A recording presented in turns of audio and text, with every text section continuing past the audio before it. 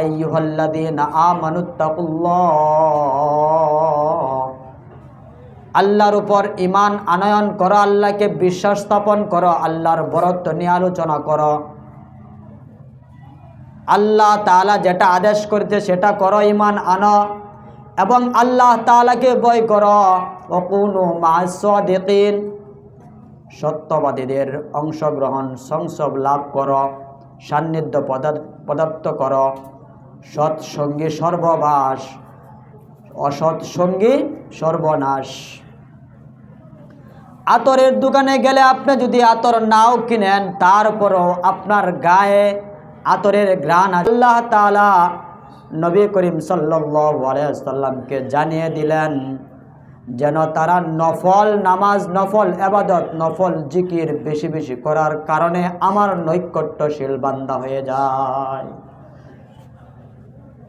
সুবহানাল্লাহ। ইবাদত বন্দেগী সুন্নতের উপর পুরাপুরিভাবে যারা পাবন্দি করিবে, নবীর পদর্ক অনুসরণ করিবে, আল্লাহ তাআলা বলেন তার চলা, তার শ্রবণ করা, তার দেখা, তার ধরা সব কিছু আমার হুকুম মোতাবেক হয়ে যায়। বলেন সুবহানাল্লাহ।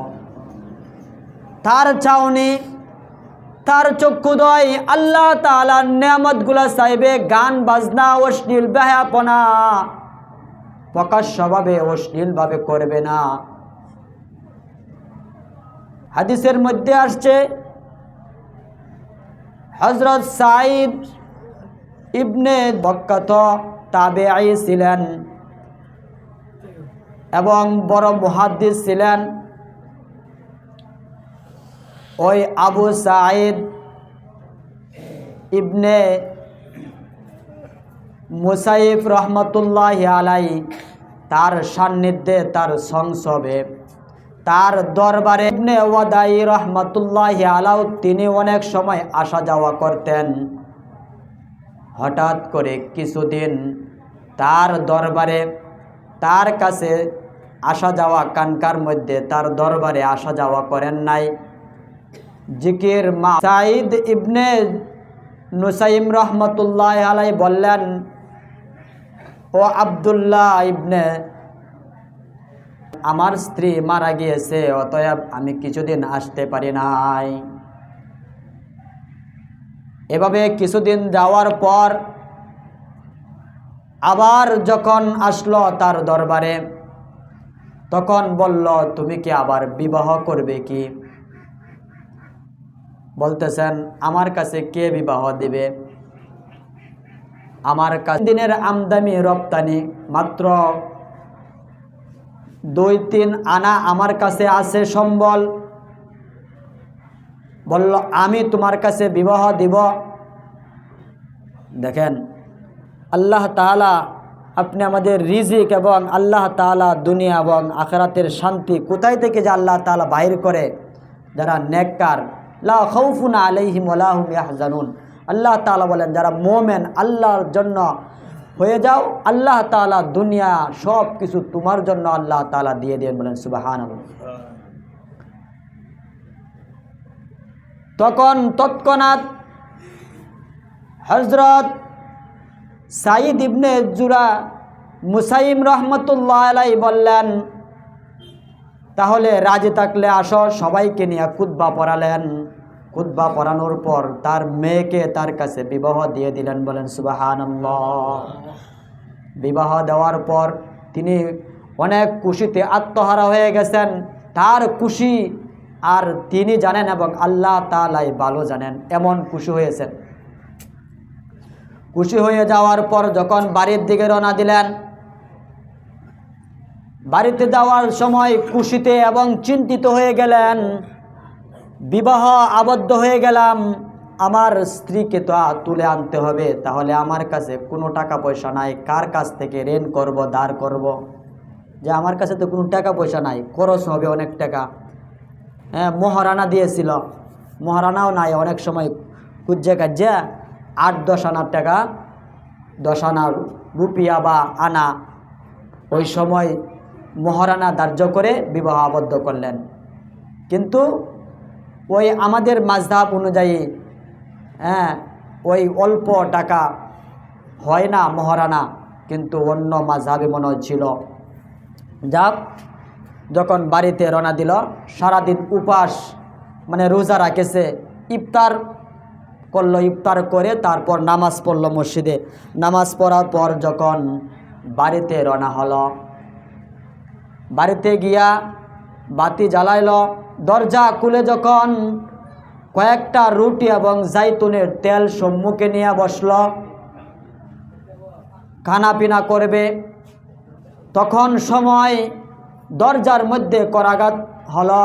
কে যেন টুক্কা দিল যে দরজাটা খুলো। বলতেছে, কে আপনি? বলতেছে, আমি সাঈদ। তিনি মনে মনে ভাবলেন যে সাঈদ কেডা, হয়তো বা অন্য কেউ। তিনি এটা খেলেই হলো না যে সাঈদ ইবনে মুসাইমা রহমতুল্লাহ আলাই তার পীর বা তার উস্তাদ মনে করেন যে তার কাছে আসবে। কেননা হযরত সাঈদ ইবনে মুসাইমা রহমতুল্লাহ আলাই 40 বছর যাবৎ মসজিদ এবং তার বাড়ি থেকে মাদ্রাসার মুহাদ্দিস থেকে কোনো জায়গায় তিনি চলাচল করেন নাই, আসা যাওয়া করেন নাই। অতএব দরজা খুলে দেখল যে সাঈদ ইবনে রহমতুল্লাহ আলাই, মুসাইম রহমতুল্লাহি আলাই বললেন, আপনি কষ্ট করে কেন আসলেন? আপনি আমাকে যদি সংবাদ দিতেন, আপনার দরবারে আমি যাইতাম। এটাই আবেগ। বলতেছে, না, আমার আজকে আওয়াটাই ছিল সঙ্গত আমার জন্য। কেননা তুমি বিবাহ করেছ, তোমার স্ত্রী তারা তুমি রাত্রি যাপন করতে পারো না, অতএব তোমার হক হলো। তখন তোমার বিবিকে আমার সাথে নিয়ে আসছে, অতএব তার মেয়েকে সাথে নিয়ে দরজা লাগিয়ে চাপিয়ে আবার চলে গেলেন। বিবি হাসতে লাগলো। দেখেন কি সাদা সিধা। কিন্তু আমাদের বিয়ার মধ্যে যদি কারুকার্য না করা হয়, তাহলে মানুষ করে এটা বিবাহ হয়েছে না। কিন্তু এই সমস্ত বিয়ার মধ্যে আল্লাহ তাআলা বরকত থাকে। ঘটনা অনেক লম্বা, সংক্ষিপ্ত হয়ে বলছি, সময় কম।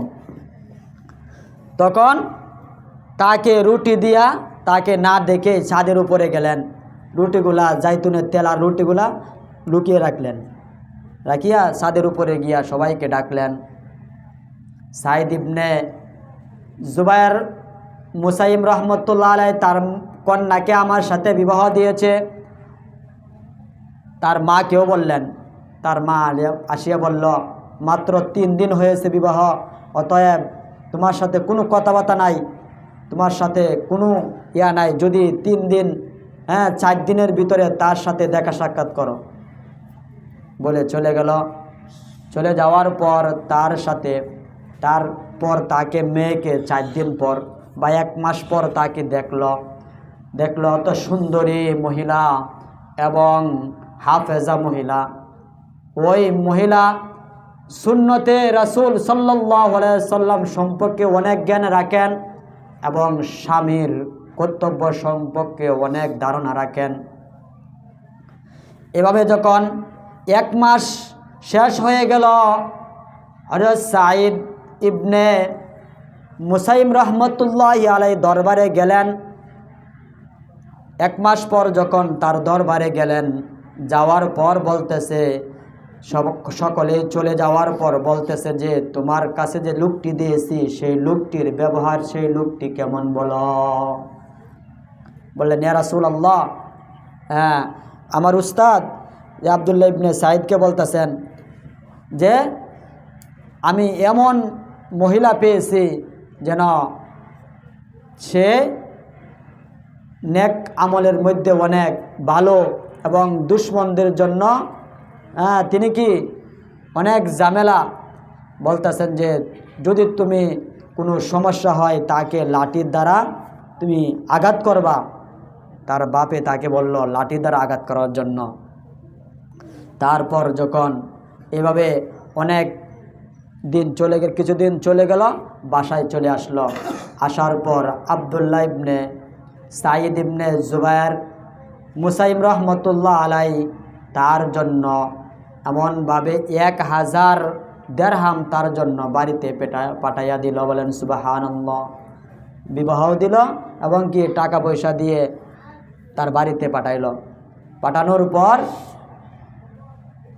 এভাবে মালিক ইবনে বাদশাহ মালিক ইবনে মুসাইমা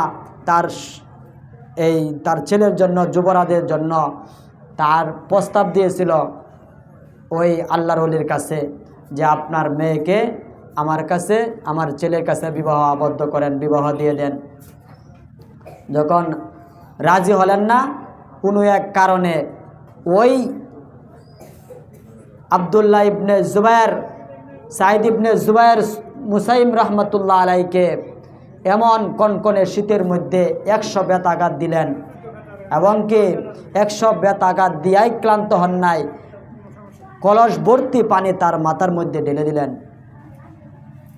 হ্যাঁ, দেখেন আল্লাহওয়ালা যারা, তারা আল্লাহ তাআলা ওই নেককার মানুষদেরকে আল্লাহ তাআলা এভাবে চিনিয়ে দেন। অতএব ওই ব্যক্তি একমাত্র দুনিয়া এবং আখিরাতে উভয় জগতে তিনি তার জীবনকে সাকসেসফুল করতে পারছে একমাত্র নেক লোকদের সোহবত করার কারণে।